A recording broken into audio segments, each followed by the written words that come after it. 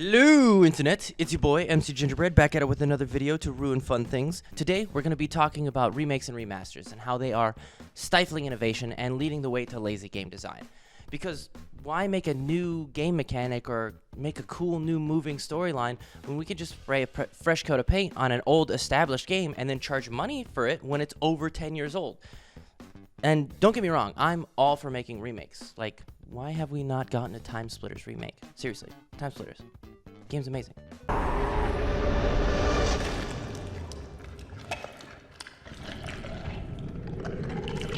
You go first.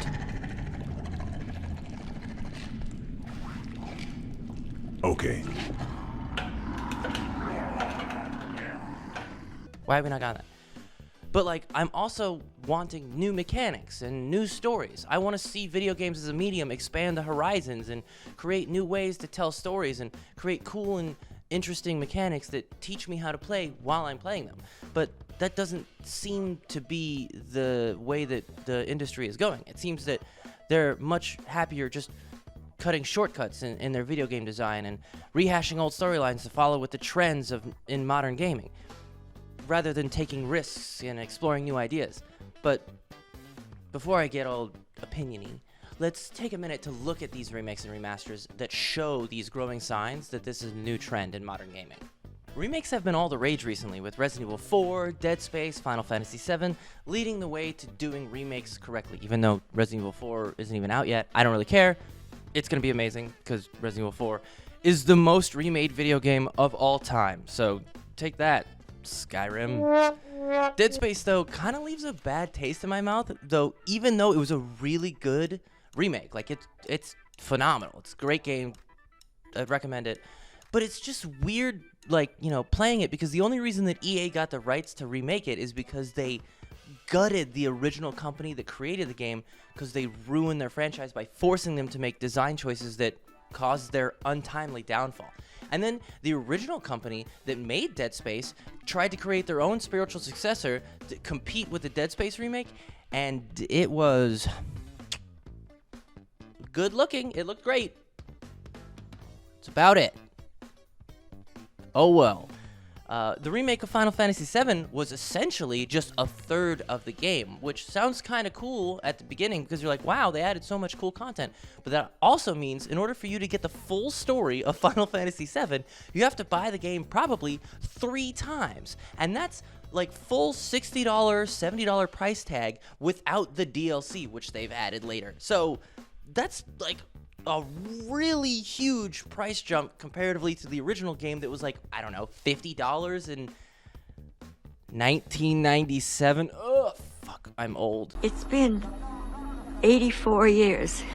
But those are just the good remakes. Unlike Resident Evil 3 that skipped out on a huge portion of the original game, or Warcraft 3 Reforged, which was a buggy nightmare of a game that didn't have any of the stuff that the devs originally promised in the trailers, and then that god-awful GTA trilogy with their horrible computer-generated graphics overhaul that added, like, bones into people's arms and shit. Like, bad.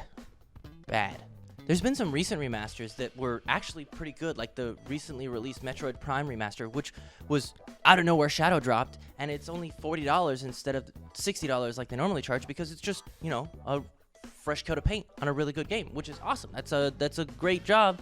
Good job, Nintendo. But it's kind of hard to give them an applaud or, you know, everything when they've done stuff like the Skyward Sword remaster, which looks almost exactly the same as it did on the Wii. The graphics are poopy, and it's $60 when it first came out, which is absurd because it wasn't even worth it at that price. And then also, like, they did that limited time release Super Mario 3D All-Stars, which, first of all, the limited time release thing is awful. Just trash, very clearly a greedy company idea. But then also, like, Super Mario Sunshine, which was originally a GameCube game, when it first came out on this package, didn't have GameCube controller support, which is like... Why? Because it's like a GameCube game. You would think that would have just been like a drag and drop, boom, done, but apparently not. It's just dumb. It doesn't make sense. But a lot of the times when these companies remake these games, they make the original game harder to find, or they delist it completely, so it's like literally impossible. And a lot of the times the remakes are not better than the original, and sometimes way worse, which is just frustrating, and it sucks for the people that like never got to play the original games, and they've heard so much about it, and then they go and play it, and all they can play is this remaster, and the remaster is dog shit. So like, what the fuck? Like, it's clearly just greed, because, you know, now I could charge you $60 for this game that you haven't played because everybody said it's good, and you're gonna play it and fucking hate it because now it's all buggy and shit, and that sucks. It seems the gaming industry as a whole doesn't want to do anything other than place their bets on something that's already well established, rather than, you know, take risks on something new and inventive. Why come up with a new IP that's always a risk when... No. Ignore Forspoken. Get out of here. Shoot. That's always a risk when we could just reuse old assets and just rake in the cash from that instead. Why should I take a risk when I could always get a guaranteed investment on my money by making a remaster? And yeah, it makes sense, but also lame and boring and shit. Like, video game companies have now started to do reboots on original titles of games to just rehash them with like just trend-chasing ideas like Call of Duty and Saints Row, and it's obviously not working out well for them. But I mean, hey, why risk the money, right? You know? And it seems like video game companies are just gonna go towards that. Like, why not just reboot old franchises and just utilize the fan bases, even though they're going to completely remove the identity of the original game and just stuff it with trend-tracing ideas like battle royales and stupid shit like that? Like, why?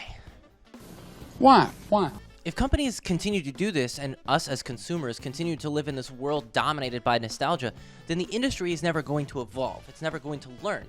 There's never going to be a need to create something new, because business can just continue by them rehashing the same thing over and over again. Like, take Resident Evil 4, for example. When that game originally came out, it was revolutionary for third-person shooters. It created, like, a whole new genre of shooters, and, like, you can still see the gameplay elements from that game in new video games to this day. And that game came out, like, 10, 15 plus years ago.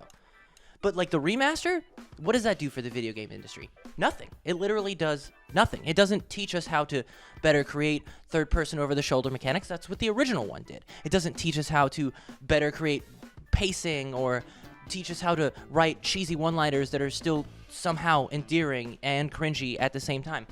That's what the original game did. But this new one doesn't do anything other than benefit the company and make them more money. And that seems to be the case where video game companies as a whole are going to. They only care about their stock prices rather than writing cool, new, innovative ideas or interesting stories or cool mechanics. No, they just want money. Money! And that's lame. It's like they're actively trying to piss off the older gamers, so the older gamers go away, and the newer gamers, they don't know any better. They are just used to the new stuff. So why would they care? Why would they get mad when this is all they have? So lame. It's freaking lame. It's like the video game companies are going closer and closer to the things that caused the video game market crash in 1983, and it seems like it's almost inevitable at this point. But I mean, I hope not. Us as consumers have all the power, though. So like, when you go out to buy a video game, make sure that you go there informed. Make sure that you know if this game is going to be good or not. Watch reviews. Don't pre-order the game. Just ask for refunds if the game is bad. Ridicule video game developers if they make greedy or horrible decisions or bad gameplay design. Like, just make sure that you do what you need to do to make sure the company knows where they stand in your eyes. Don't do anything, you know, mean or horrible. Don't harass people. But, like, we need to make sure that these video game industries know that us as consumers are the ones that hold all the power. We're the ones that have the money. And if we don't give them money, they don't make games. They need our money to make the games. So we want them to make good games. So we have to speak with our wallets. So do that.